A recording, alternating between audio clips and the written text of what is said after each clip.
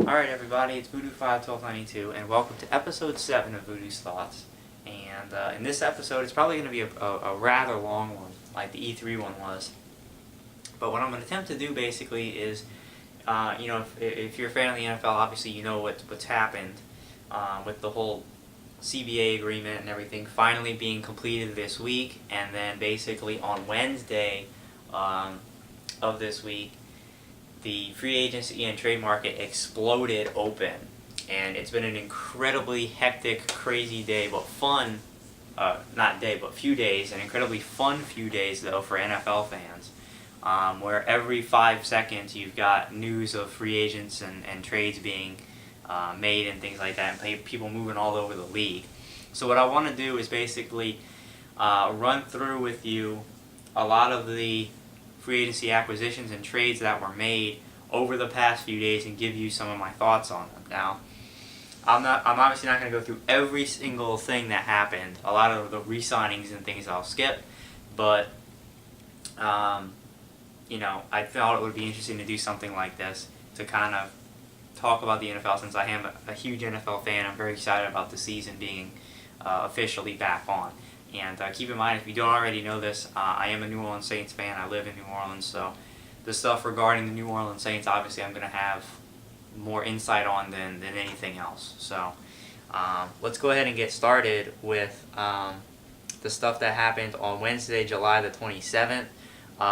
First that went down, the Seattle Seahawks signed Tavares Jackson, quarterback from Minnesota. And it was announced later in the week, actually, that Pete Carroll's naming him the starting quarterback. So, obviously, from right there, we knew Matt Hasselbeck was gone. And interesting move going with Tavares Jackson. There were other quarterbacks available, definitely. They didn't draft anyone. They're going to go with Tavares Jackson as their starter in Seattle. We'll see how that goes.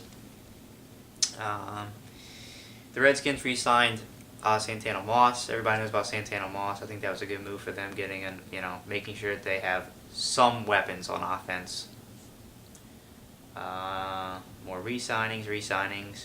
The 49ers re-signed quarterback Alex Smith to, obviously, a new coach with Jim Harbaugh, and he wants to keep Alex Smith there. They drafted Colin Kaepernick, but Alex Smith is re-signed, so obviously the front office of the 49ers still has no idea what to do with Alex Smith. They can't make up their mind.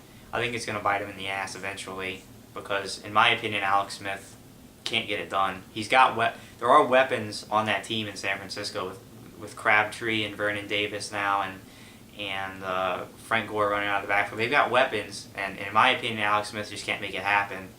But we'll see what happens there.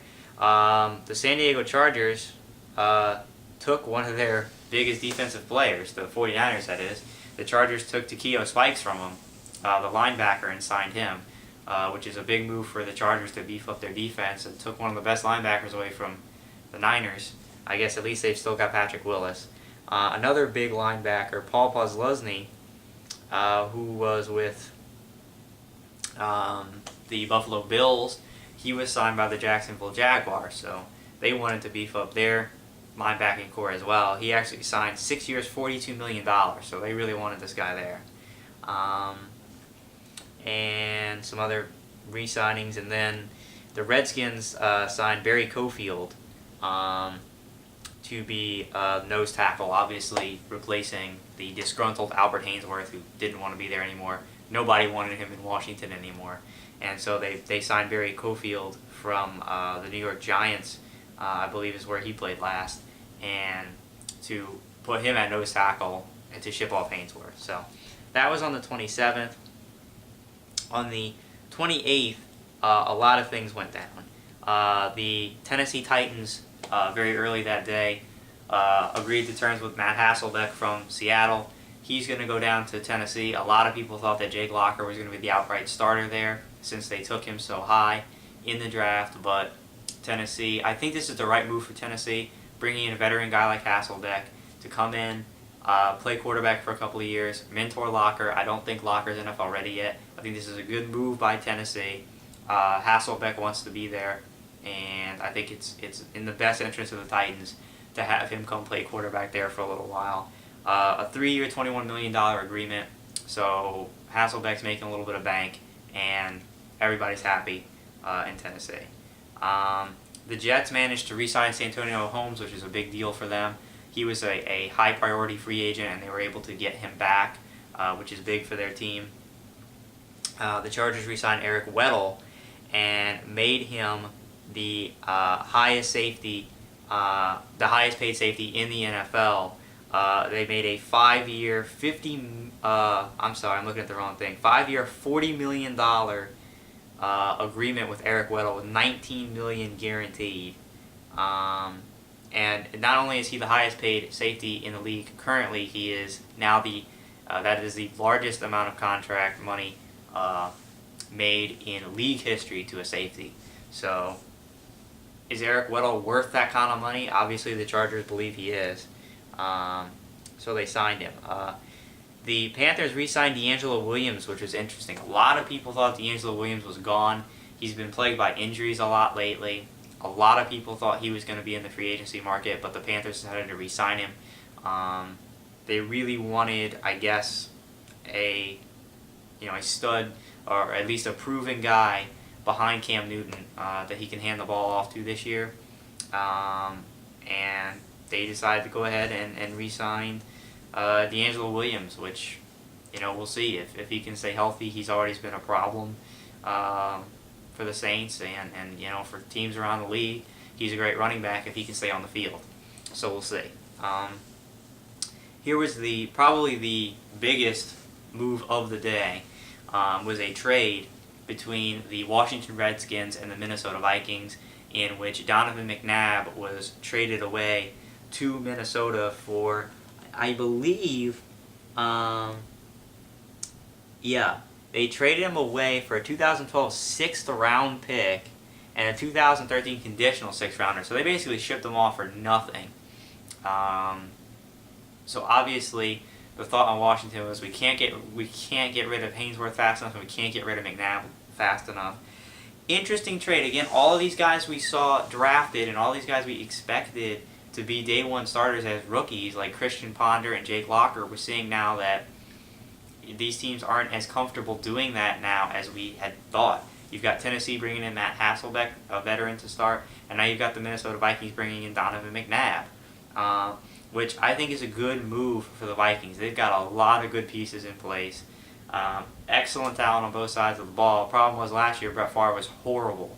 I think Donovan McNabb still has a lot left in the tank. I think you can't judge his performance in Washington as a true showing of his abilities, because I hate to say it, Washington fans, but the Redskins really don't have anything surrounding Donovan McNabb. I mean, he barely had any time to actually make a read, let alone throw the ball last year. And, they had no defense, so the offense of the Redskins was on the field all the time. And, that whole deal with Mike Shanahan sitting him, saying he wasn't cardiovascularly ready or whatever for the 2-minute drill, a bunch of bullshit. I don't blame McNabb one bit for wanting out of Washington. I wouldn't want to stay there one more year either, where my head coach, who paid me all this money, and I'm supposed to be his starter, he's going to sit me for the 2-minute drill for Rex Grossman. I don't think so. So he's going to go to Minnesota now, where he's going to be the entrenched starter. I think you're going to see a big jump in McNabb's play when he's surrounded by a good offensive line and good talent on offense and Adrian Peterson to run the ball when you had nothing to run the ball in Washington. So I think that's a win for the Minnesota Vikings. I think that they're going to be a lot better team because they added McNabb. And Christian Ponder now gets an opportunity to sit back and learn from McNabb, which is, you can't go wrong. The Bengals signed Bruce Gradkowski as quarterback, and from all reports, they're saying Carson Palmer is retired. They drafted Andy Dalton in the draft, and out of TCU, and now they're signing Bruce Gradkowski, so I don't know who they're planning on starting. I don't know if they know yet if Gradkowski and Dalton are going to compete in Cincinnati for the starting job. I don't know. But it will be interesting to see what happens with the Bengals at the quarterback position. Let's see, a bunch of just re-signings, really nothing interesting. Now here was a big one. The Seahawks also on this day snatched another Vikings player, but this was a much higher caliber than Tavares Jackson. They signed wide receiver Sidney Rice on their team, and that is big. Sidney Rice is obviously a very talented wide receiver. He was injury ridden last year, didn't play a whole lot. Problem with adding, it's great that they have Sidney Rice, but bottom line is Tavares Jackson a good enough quarterback to make him effective?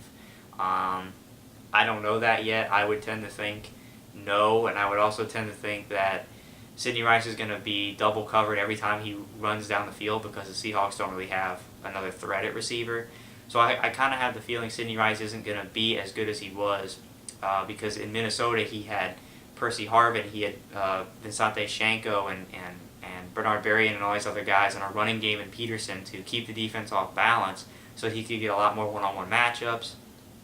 He also had a quarterback at least the first time in Brett Favre, his first season with Minnesota, where he was played the best in his whole career. He had a quarterback then who could really get on the football, and he was great. But in Seattle, he doesn't have all those other pieces around him to keep the defense off balance. They can put all their focus on Sidney Rice and Tavares Jackson, unproven quarterback. Really don't know if he's going to be able to make Rice effective or not. But bottom line is they did sign him. He's a big player. They signed him for big money, 5 years, $41 million, with $18 million guaranteed, so big bucks. And I know that the Vikings were trying to sign him. The Vikings wanted him back, and the Seahawks were able to get him. So I'm just going to do a quick time check. So the Seahawks signed him, but we'll see how effective he can be in 2011. The Kansas City Chiefs signed wide receiver Steve Breaston from the Arizona Cardinals. I think a good move. I think they're adding more weaponry in that arsenal. The Kansas City Chiefs, in my opinion, are a team that just keep getting better. The emergence of Dwayne Bowe is a great receiver. Moeaki is turning out to be a pretty good tight end over there. You've got Jamal Charles, who's fast emerging as definitely a second tier back in the NFL, approaching maybe top tier if he can continue what he started as good as he's been. And Matt Castle is playing better. So I think adding Breaston is a good move for them. I think it's going to,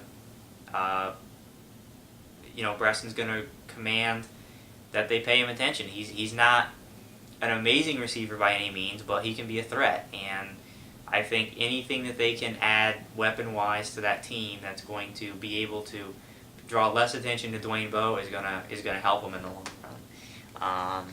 So that's really it for the big news on the 28th. Let's go to the 29th of July. And the first thing there's a couple of earth-shattering trades, neither of which were really wholly unexpected, but definitely interesting. The first one was that the Patriots traded with the Washington Redskins for Albert Haynesworth for a 2013 fifth rounder. So again, the Redskins ship off another one of their players who they gave $100 million to, literally, in his contract the first time. They ship him off for a fifth rounder. So, and it's not like it hurts the Patriots because Bill Belichick, all he does is hoard draft picks anyway, so he has 18 million free picks that he can hand out for trades.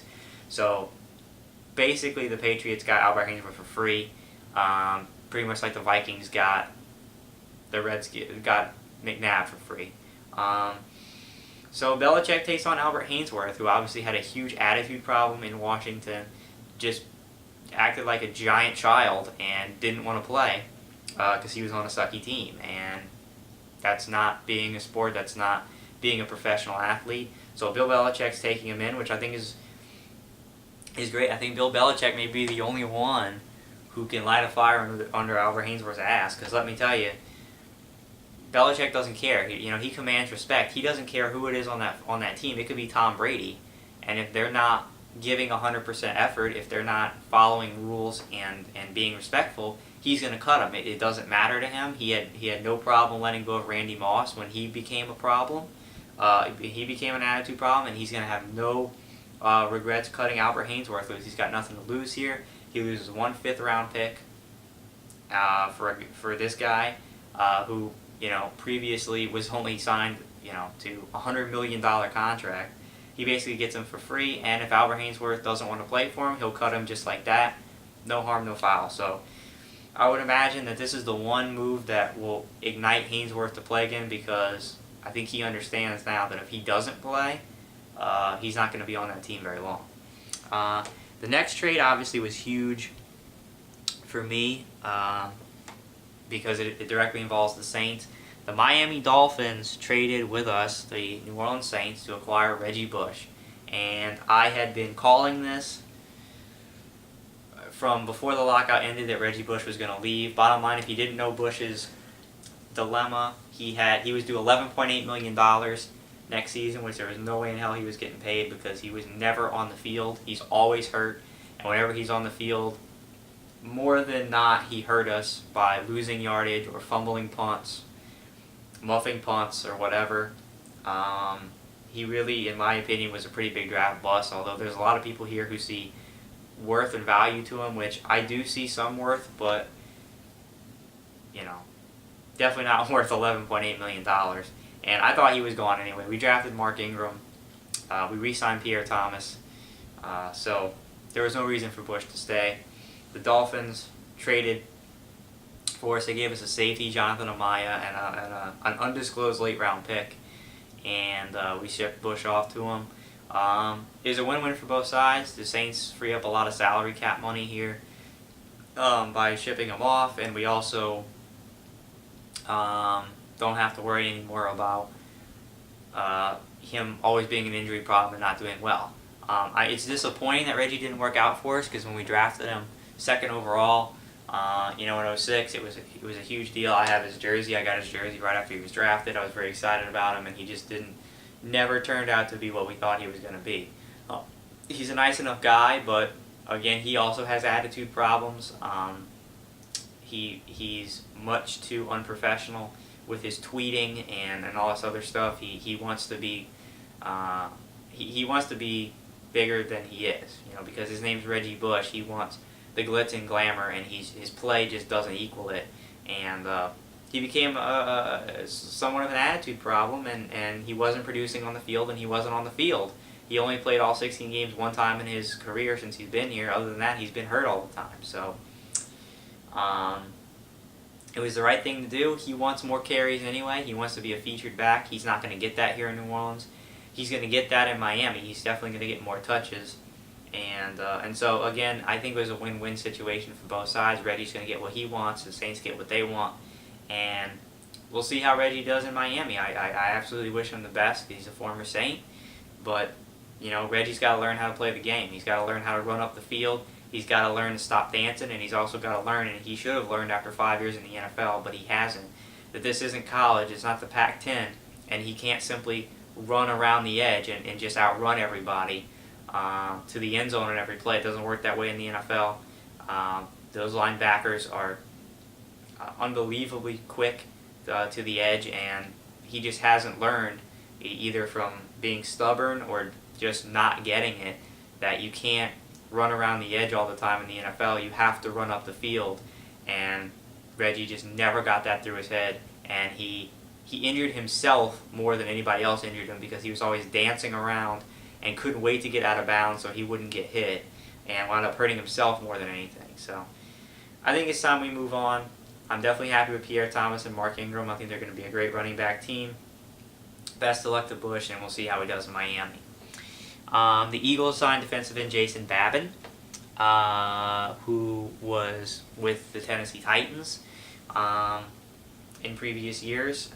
They signed him to beef up, obviously, their pass rush with Cole on the other side, Trent Cole. And so they wanted to beef up their pass rush, so they signed Jason Babin. Another huge trade that went down on this day. The Arizona Cardinals traded with the Philadelphia Eagles for Kevin Cobb. And this was big because there's not a lot of times we see this in the NFL, but one player was traded for another. Kevin Cobb went from the Eagles to the Cardinals, and Dominique Rodgers-Cromartie, a big-time cornerback, went from the Cardinals to the Eagles. And I assume that that Arizona felt that they had to release Rogers or trade Rogers Cromartie because they needed a starting quarterback because they didn't. They have the equivalent of a punter playing quarterback in Arizona, basically. So now they get a legit guy in Kevin Cobb who is going to make that team better. There's no question about it. They've got offensive weapons again there in Arizona. Cobb's a decent quarterback. We'll see how he does. But the Cardinals also felt that they could probably release Rogers Cromartie because of their draft pick of Patrick Peterson, and felt that, of course, a tandem of Patrick Peterson and Dominique Rogers Cromartie in Arizona would have made that pass defense big time. But Arizona's hands were tied. They needed a quarterback, and so they had to do what they had to do and get Kevin Cobb. So big opportunity for Cobb to be the starter now. He doesn't have to compete with Vic anymore. There's going to be no competition in Arizona. He's the starting guy, and he's going to have a big opportunity here, and we'll see what happens. I like Kevin Cobb. I think he's a stand-up guy. I like the Arizona Cardinals as well. I liked them. I liked when Kurt Warner played with him. I love Kurt Warner and Larry Fitzgerald, all stand-up guys. So hopefully the Cardinals get on track this year. So that was a giant trade as well. The Buffalo Bills signed Brad Smith, the dynamic player from the Jets. That's what the Bills need, bottom line, dynamic players. They don't have a lot of them. Maybe this guy will do it, for them. Will definitely help. They need some fireworks in Buffalo bad. The Jaguars signed linebacker Clint Session from the Colts, and obviously the goal of the Jaguars was to beef up their linebacking core because they signed Posluszny earlier in the week, and then they signed Clint Session. So you assume those two guys are going to be inserted right in the starting lineup, and they're going to make that team better. They're both good linebackers. They're going to make that defense better. Another giant trade happening this day. The New England Patriots also were in another trade with the Cincinnati Bengals for Chad Ochocinco.